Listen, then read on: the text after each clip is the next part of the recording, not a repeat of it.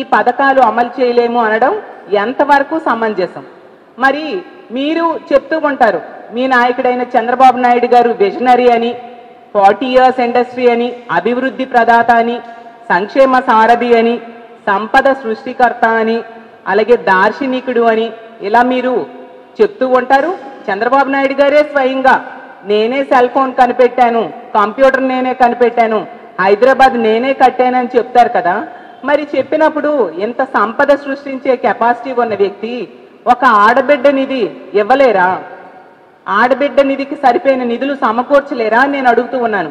ఈరోజు తీసుకుంటే 2 కోట్ల మంది మహిళలకి ఎన్నికల టైంలో ఆడబిడ్డ నిధి కింద నెలకి 1500 చొప్పున సంవత్సరానికి 18,000 రూపాయలు ఇస్తాను అని చెప్పి ఈ కూటమి ఎన్నికల టైంలో మేనిఫెస్టోలో పెట్టారు, హామీ ఇవ్వడం జరిగింది. అలా తీసుకుంటే నెలకి 3,000 కోట్లు అవసరం అవుతుంది. అలాగే ఏడాదికి 37,000 కోట్లు అవసరం అవుతుంది. గత ఏడాది అంతా ఎగ్గొట్టారు, ఇప్పుడు 2వ ఏడాదిలో కూడా ప్రవేశించడం జరిగింది. అలా తీసుకుంటే 75,000 కోట్ల రూపాయలు ఎగ్గొట్టడం జరిగింది. మరి ఎన్నికల టైంలో ప్రతి సభలో కూడా చంద్రబాబు నాయుడు గారు చెప్పారే ఆడబిడ్డ నిధి కింద ఈ డబ్బులు ఇస్తాను, ఆడబిడ్డలు కష్టాల్లో ఉన్నారు, వాళ్ళ కష్టాలు తీర్చడానికి ఈ పథకాన్ని నేను ప్రవేశపెడుతూ ఉన్నాను అని చెప్పారే.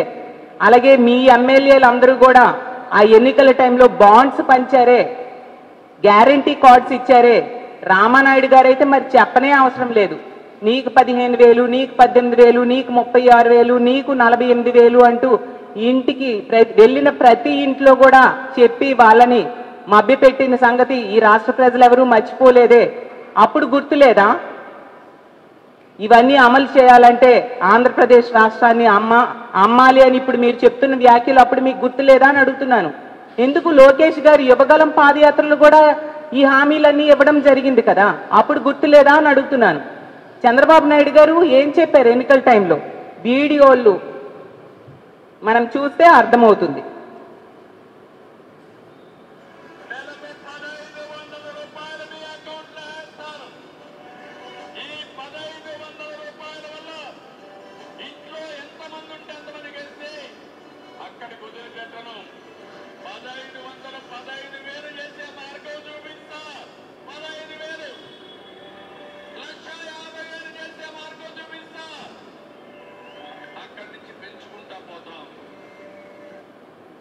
ఇప్పుడు ఏం చెప్తున్నారో చూడండి అచ్చెన్నాయుడు గారు.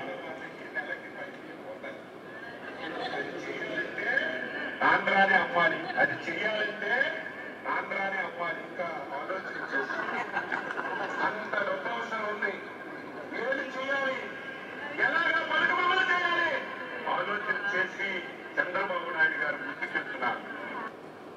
అలాగే యాడ్స్ లో ఏ విధంగా ఓదరగట్టారో అది కూడా చూపిస్తాను మీకు. ఏంటండి అది? ఈ నెల నుంచి ఇంటి ఖర్చులకి ఎప్పుడు ఇస్తున్నంత ఇవ్వలేను కుమారి, నువ్వే కొంచెం సర్దుబాటు చేసుకుని ఇంటిని నడిపించాలి. మహిళలందరికీ నెలకి 1,500 అంటే సంవత్సరానికి 18,000 ఆర్థిక సహాయం చేస్తారట మన బాబు గారు. మీ అమ్మకి, నాకు, మన కూతురికి కలిపి ఏడాదికి 54,000 వస్తాయండి. మనం చేయాల్సిందల్లా వచ్చే ఎన్నికల్లో సైకిల్ గుర్తుకే ఓటేసి టీడీపీ, జనసేన, బీజేపీ కూటమిల్ని గెలిపించడమే. మనం బాబుని మళ్ళీ రప్పిద్దాం. ఇంకో యాడ్ చూడండి. ఈ ఊర్లో శుభవార్తలు వేసి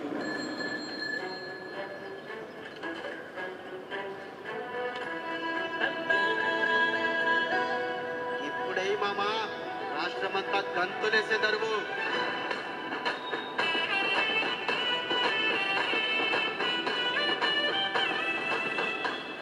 చంద్రబాబు నాయుడు గారు ముఖ్యమంత్రి అయిన తర్వాత ప్రతి మహిళకి నెలకు 1,500 రూపాయలు ఆర్థిక సహాయం ఇస్తారంటారు. సహకారం కోసం సాంగ్స్ చూడండి.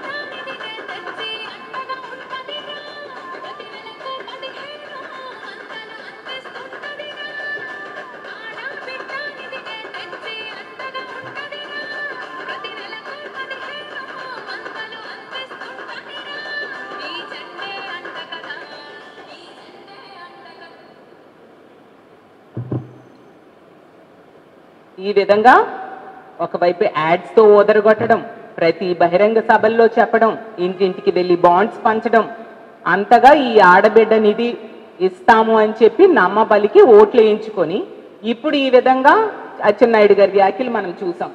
ఆడబిడ్డ నిధి ఇవ్వాలంటే రాష్ట్రాన్ని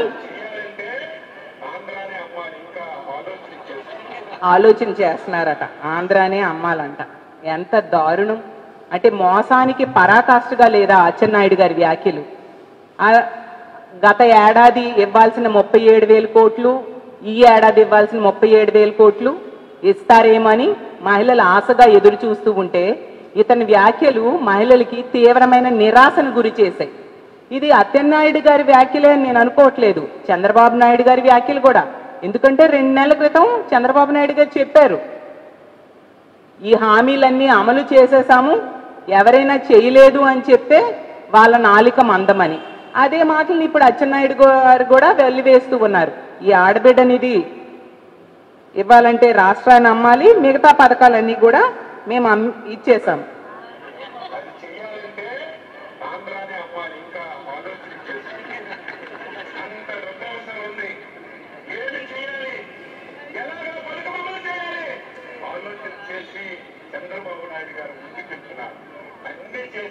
అన్నీ చేసేసాం, అన్ని పథకాలు వీళ్ళు ఇచ్చేశారంట. నేను ఒకటే అడుగుతున్నాను చంద్రబాబు నాయుడు గారికి కానీ మంత్రులకి, ముఖ్యంగా ఈ మాటలు చెప్పిన అచ్చెన్నాయుడు గారికి, మరి అన్నీ చేసేసాం అంటున్నారు కదా, ఒక్క నిరుద్యోగికైనా నిరుద్యోగ భృతి 3,000 రూపాయలు ఇచ్చారా?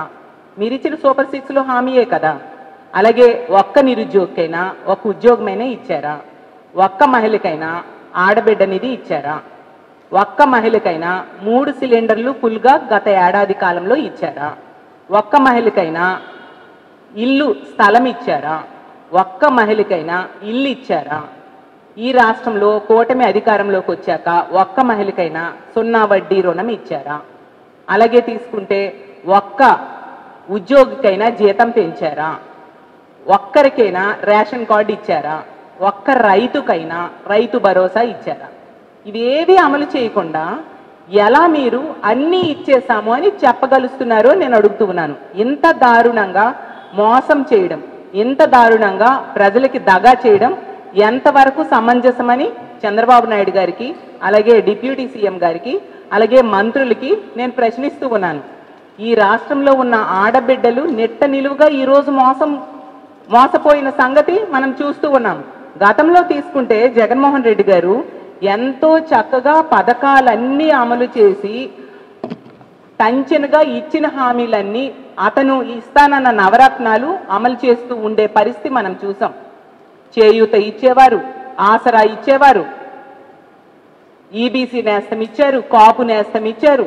మహిళల ఆర్థిక స్వావలంబన కోసం ఎంతగానో కృషి చేస్తే ఏమని మీరు తప్పుడు ప్రచారం చేశారు? ఆ పథకాలు ఇస్తే ఈ రాష్ట్రం శ్రీలంక అయిపోతుందని తప్పుడు ప్రచారం చేశారు. మరి ఎన్నికల టైంలో ప్రజలను మభ్య పెట్టడానికి అవే పథకాలు పేర్లు మార్చి అంతకంటే ఎక్కువ ఇస్తామని చెప్పి మీ మేనిఫెస్టోలో ఇవ్వడం జరిగింది.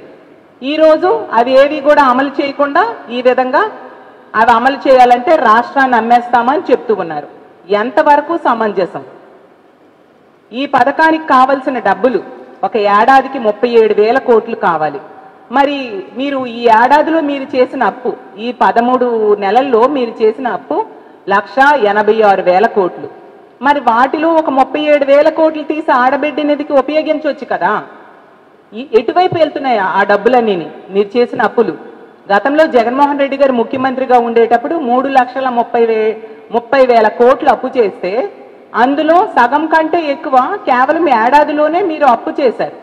అప్పుడు జగన్మోహన్ రెడ్డి గారు 2,75,000 కోట్ల రూపాయలని డీబీటీ పద్ధతిలో ప్రజల అకౌంట్లో వేస్తే మీరు కనీసం ఏ ఒక్క హామీ కూడా అమలు చేయట్లేదు. దారుణంగా నెట్ట నిలువుగా ప్రజల్ని మోసం చేసి ఈరోజు మేము చేయలేము, చెయ్యాలి అంటే ఆంధ్రప్రదేశ్ రాష్ట్రాన్ని అమ్ముకోవాలి అంటూ ఇలాంటి మాటలు చెప్తూ ఉంటే ప్రజలు చూస్తూ ఊరుకుంటారా అని నేను అడుగుతూ ఉన్నాను. అలాగే తీసుకుంటే మీకు ఇచ్చిన హామీలు అమలు మీద చిత్తశుద్ధి లేదు. ఎన్నికల్లో గెలుపు కోసం హామీలు ఇచ్చారు తప్ప ఆ హామీలు చక్కగా అమలు చేయాలనే ఆలోచన మీకు లేని పరిస్థితి మనకు కనిపిస్తూ ఉంది.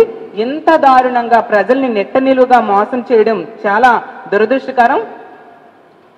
ఈ అచ్చెన్నాయుడు గారి వ్యాఖ్యలు బట్టి అర్థమైంది ఏంటంటే చంద్రబాబు నాయుడు గారి విజనరీ కాదు, విశ్వాసఘాతకుడు అనే విషయం ఈ రాష్ట్ర ప్రజలకు అర్థమైంది. ఎట్టి పరిస్థితిలో ఈ ఆడబిడ్డ నిధి అనే పథకం అమలు చేసి తీరాల్సిన అవసరం ఉంది. ప్రజలందరినీ కలుపుకొని మీరు అమలు చేసేంత వరకు కూడా మా వైఎస్ఆర్ కాంగ్రెస్ పార్టీ ప్రభుత్వం మీద ఒత్తిడి తీసుకొస్తామని తెలియజేస్తూ ఉన్నాను. ఈ ఆడబిడ్డ నిధి అనేది మీరు ఎన్నికల టైంలో ఎంతగానో ఓదరగొట్టి చెప్పిన మాటల్లో ముఖ్యమైన హామీ ఇది. ఆడబిడ్డలందరూ కూడా గతంలో జగనన్న చేయూత ఆసరా ఇచ్చేవారు. ఆ చేయూత ద్వారా 19,000 కోట్ల రూపాయలు మహిళల అకౌంట్లో వేయడం జరిగింది. ప్రతి ఏడాది మహిళలకి 18,750 రూపాయలు ఇచ్చి వాళ్ళ స్వయం ఉపాధికి ఉపయోగపడేట్టుగా కొన్ని సంస్థలతో కూడా ప్రభుత్వం టైఅప్ చేసి వాళ్ళ ఆర్థిక స్వావలంబనకు ఉపయోగపడేట్టుగా చేయడం జరిగింది. అలాగే ఆసరా మనం చూస్తే గతంలో 2014లో డ్వాక్రా రుణమాఫీ 14,200 కోట్లు చేస్తానని చెప్పి చేయకుండా చంద్రబాబు నాయుడు గారు మోసం చేయడం జరిగింది. అలాగే 2016 అక్టోబర్ నుంచి కూడా 0 వడ్డీ పథకం కూడా డ్వాక్రా మహిళలకు ఇవ్వడం ఎత్తేయడం జరిగింది. దాంతో ఏబీ గ్రేడ్లుగా ఉన్న డ్వాక్రా సంఘాలు సిడి గ్రేడ్లుగా మారిపోయాయి. అలాంటిది జగనన్న ముఖ్యమంత్రి అయ్యాక ఆసరా ద్వారా 25,000 కోట్ల రూపాయల్ని మహిళల అకౌంట్లో వాళ్ళకి 2019 ఏప్రిల్ వరకు ఉన్న అప్పునంతటిని వేసి అప్పుని తీర్చడం జరిగింది. అంత చక్కగా మహిళలను ఆదుకోవడం వల్ల జగనన్న ముఖ్యమంత్రి అయ్యాక సిడి గ్రేడ్స్ లో ఉన్న డ్వాక్రా సంఘాలు మళ్ళీ ఏబీ గ్రేడ్స్ లోకి మారడం జరిగింది. అంతగా మహిళలకి ఆర్థికంగా, రాజకీయంగా, సామాజికంగా ఉన్నత స్థానంలో కూర్చోబెట్టడానికి జగన్మోహన్ రెడ్డి గారు కృషి చేస్తే, అదే మహిళలకి జగనన్న ఇస్తానన్న కంటే ఎక్కువ హామీలు ఇస్తానని చెప్పి, ఎక్కువ మేలు చేస్తానని చెప్పి ఆ రోజు అధికారంలోకి రావడానికి అలవి కాని హామీలన్నీ మేనిఫెస్టోలో పెట్టి సూపర్ 6 అని చెప్పి, సూపర్ 7 అని చెప్పి 143 హామీలు ప్రజలకి ఇచ్చి ఏ ఒక్కటి అమలు చేయకుండా ఈరోజు ఇంత దారుణంగా మోసం చేయడం ఎంతవరకు సమంజసమని నేను అడుగుతూ ఉన్నాను. ఖచ్చితంగా ఈ హామీలన్నీ కూడా అమలు అయ్యేంత వరకు కూడా మా వైఎస్ఆర్ కాంగ్రెస్ పార్టీ ప్రజల తరపున పోరాటం చేస్తుందని తెలియజేసుకుంటూ సెలవు తీసుకుంటున్నాను. Thank you.